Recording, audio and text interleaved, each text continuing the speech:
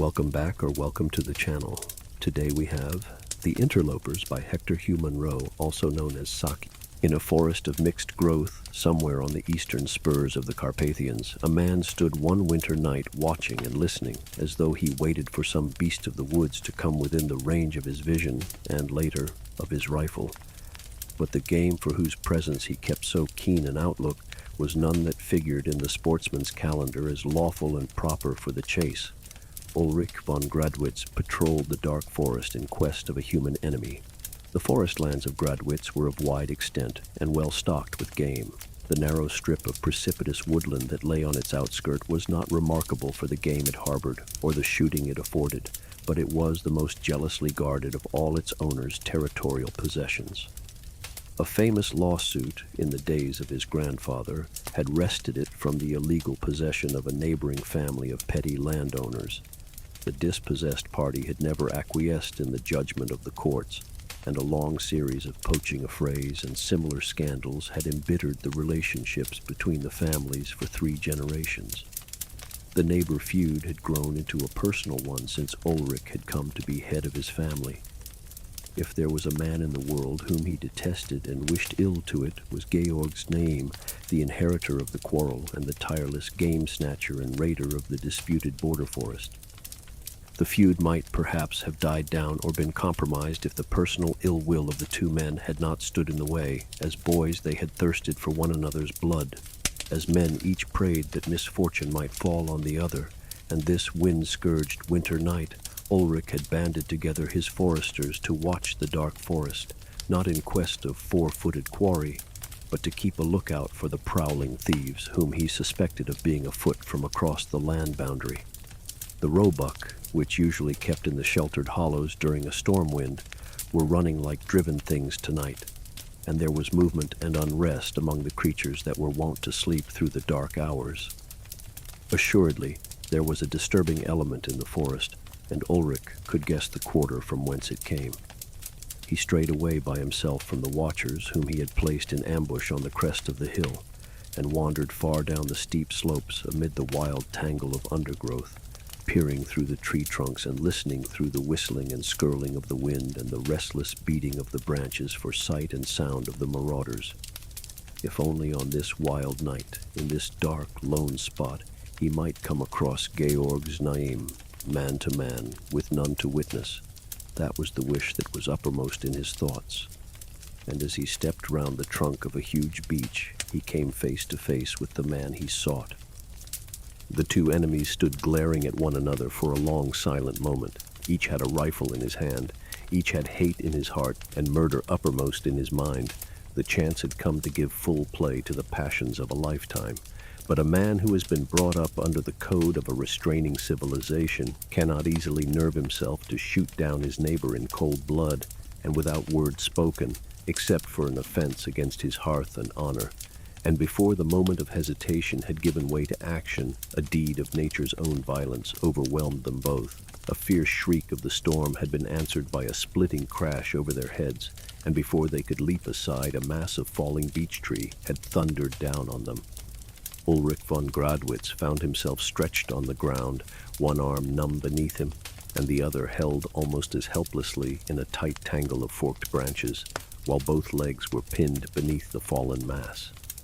His heavy shooting boots had saved his feet from being crushed to pieces, but if his fractures were not as serious as they might have been, at least it was evident that he could not move from his present position till someone came to release him.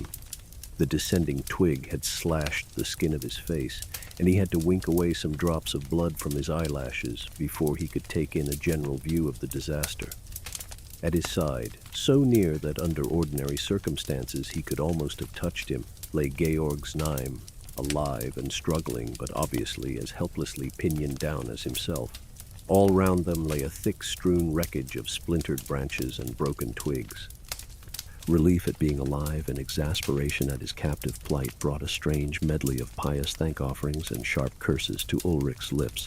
Georg, who was early blinded with the blood which trickled across his eyes, stopped his struggling for a moment to listen, and then gave a short, snarling laugh.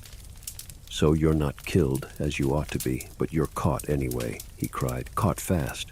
Oh, what a jest. Ulrich von Gradwitz snared in his stolen forest. There's real justice for you. And he laughed again, mockingly and savagely. I'm caught in my own forest land, retorted Ulrich. When my men come to release us, you will wish perhaps that you were in a better plight than caught poaching on a neighbor's land. Shame on you. Georg was silent for a moment. Then he answered quietly, Are you sure that your men will find much to release? I have men too in the forest tonight, close behind me, and they will be here first and do the releasing. When they drag me out from under these cursed branches, it won't need much clumsiness on their part to roll this massive trunk right over on the top of you. Your men will find you dead under a fallen beech tree. For form's sake, I shall send my condolences to your family. It is a useful hint, said Ulrich fiercely.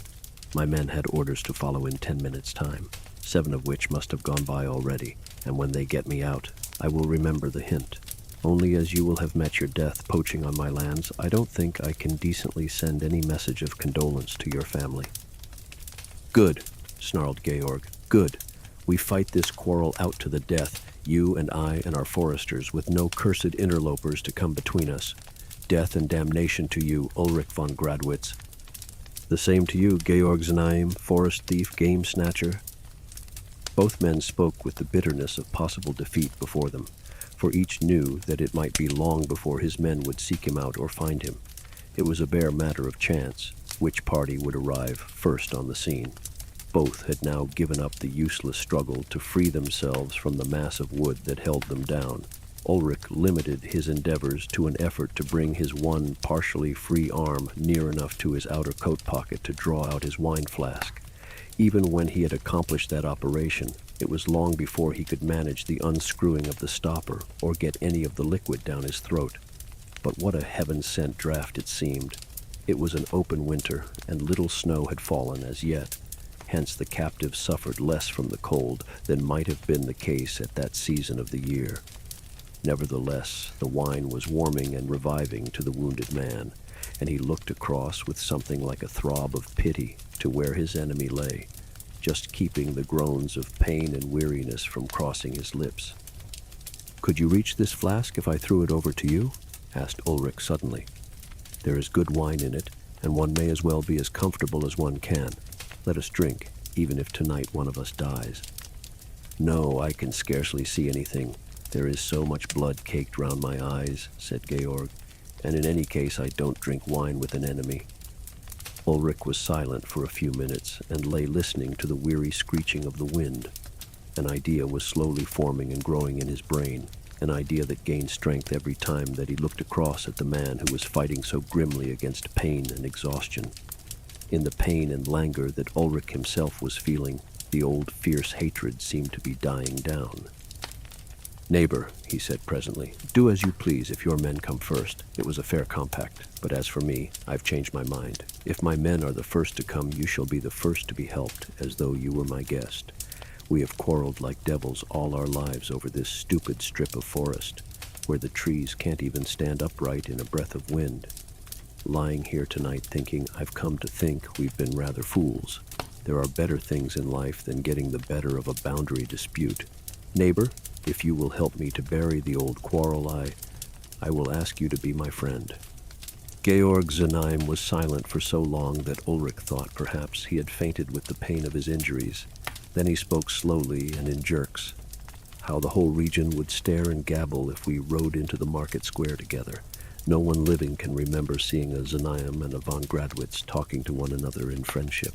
And what peace there would be among the forester folk if we ended our feud tonight.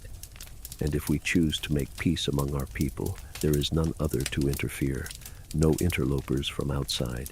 You would come and keep the Sylvester night beneath my roof, and I would come and feast on some high day at your castle. I would never fire a shot on your land, save when you invited me as a guest, and you should come and shoot with me down in the marshes where the wildfowl are. In all the countryside there are none that could hinder if we willed to make peace. I never thought to have wanted to do other than hate you all my life, but I think I have changed my mind about things too, this last half hour, and you offered me your wine flask. Ulrich von Gradwitz, I will be your friend. For a space both men were silent. turning over in their minds the wonderful changes that this dramatic reconciliation would bring about. In the cold, gloomy forest, with the wind tearing in fitful gusts through the naked branches and whistling round the tree trunks, they lay and waited for the help that would now bring release and succor to both parties. And each prayed a private prayer that his men might be the first to arrive, so that he might be the first to show honorable attention to the enemy that had become a friend. Presently, as the wind dropped for a moment, Ulrich broke silence. "Let's shout for help," he said. "In this lull our voices may carry a little way." "They won't carry far through the trees and undergrowth," said Georg, "but we can try. Together, then." The two raised their voices in a prolonged hunting call. "Together again," said Ulrich a few minutes later, after listening in vain for an answering halloo. "I heard nothing but the pestilential wind," said Georg hoarsely. There was silence again for some minutes, and then Ulrich gave a joyful cry. "I can see figures coming through the wood. They are following in the way I came down the hillside." Both men raised their voices in as loud a shout as they could muster. "Ah!" "They hear us. They've stopped. Now they see us. They're running down the hill towards us," cried Ulrich. "How many of them are there?" asked Georg. "I can't see distinctly," said Ulrich. 9 or 10. "Then they are yours," said Georg. "I had only 7 out with me." "They are making all the speed they can, brave lads," said Ulrich gladly. "Are they your men?" asked Georg. "Are they your men?" he repeated impatiently, as Ulrich did not answer. "No," said Ulrich with a laugh, the idiotic chattering laugh of a man unstrung with hideous fear. "Who are they?" asked Georg quickly, straining his eyes to see what the other would gladly not have seen. "Wolves." And with that, we reached the end of the story, and they probably reached their end as well. Oops, I hope to see you next time. Bye-bye.